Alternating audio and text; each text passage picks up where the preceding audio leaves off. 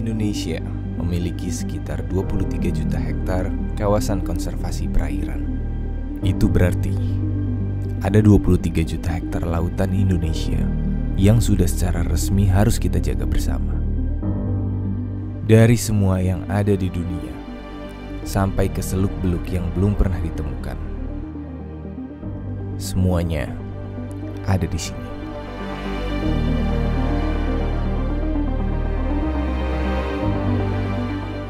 Keindahan, keanekaragaman, dan kesakralan laut kita adalah salah satu harta berharga yang kita miliki.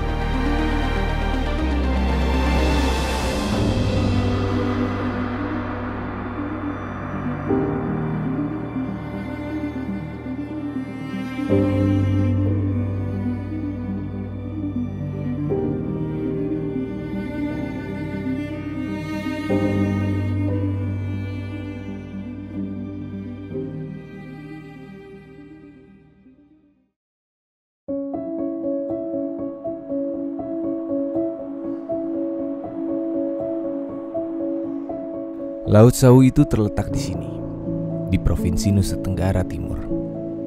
Terdapat di antara Pulau Sumba, Pulau Sawu, Pulau Rote, Pulau Timor, dan Pulau Flores. Taman Nasional Perairan Laut Sawu memiliki luas sebesar 3 jutaan hektar. Taman Nasional Perairan Laut Sawu pun tidak tiba-tiba dibuat tanpa ada tujuannya. Yang paling penting adalah untuk melestarikan sumber daya laut dan ekosistemnya, supaya sumber daya laut selalu sehat dan bertumbuh.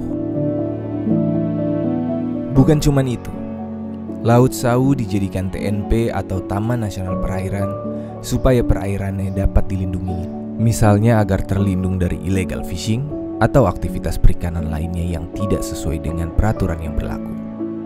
Dengan dijadikan TNP, masyarakat sekitar Laut Sawu dapat hidup berkelanjutan sebagai nelayan atau bergerak di bidang pariwisata.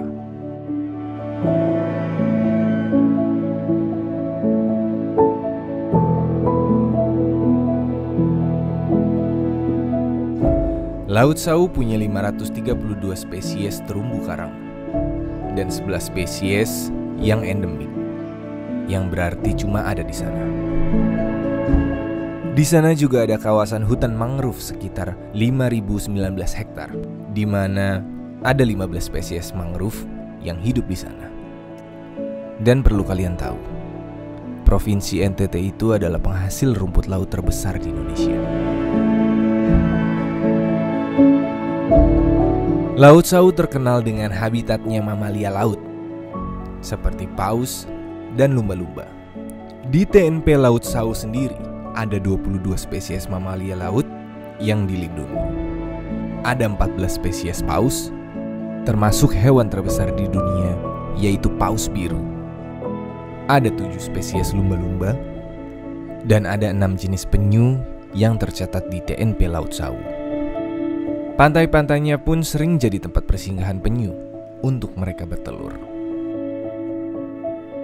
Dan parimanta pun juga banyak ditemukan di Laut Sawu.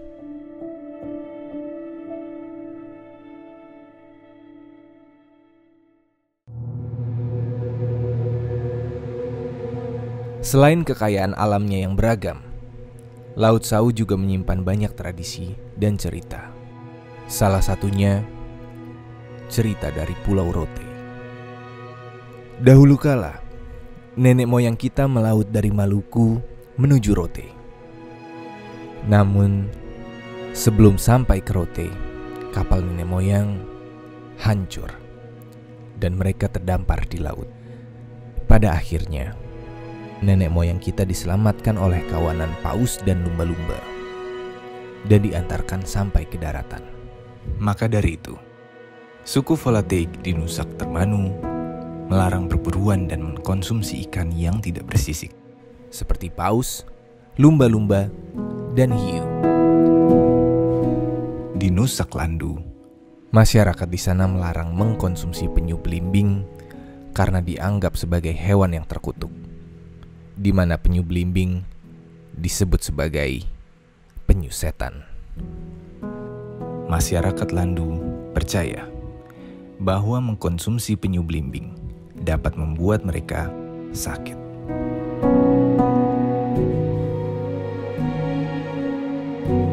Perlu kalian tahu, di provinsi NTT itu terdapat 17 suku.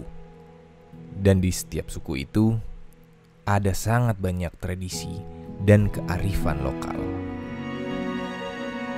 Masyarakat NTT pun sudah mengenal konservasi melalui kearifan lokal dan upacara adat. Di antaranya ada Koa Hole, Hoholok Papadak, dan Lilifuk. Koa Hole itu sebuah ungkapan rasa syukur masyarakat di sana atas kemakmuran manusia, hewan, dan tumbuhan dalam satu kesatuan. Upacara ini dilakukan setahun sekali. Setelah itu ada Hoholok Papadak. Papadak adalah suatu sumpah adat yang berlaku di darat maupun di laut, yang ditujukan kepada pemimpin atau pengawas suatu kawasan alam yang dianggap dapat bermanfaat bagi masyarakat. Lalu ada Lilifuk, di mana Lilifuk adalah lokasi adat yang ditutup oleh masyarakat sekitar. Biasanya daerah-daerah pantai. Kawasan Lilifuk dibuka setahun sekali saat sumber ikannya sudah memadai. Lilifuk bertujuan agar sumber daya ikan dimanfaatkan dengan bijak dan teratur.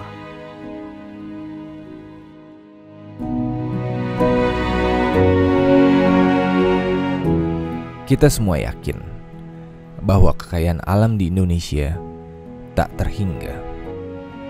Selalu ada sesuatu yang baru. Dan Laut Sawu adalah salah satunya.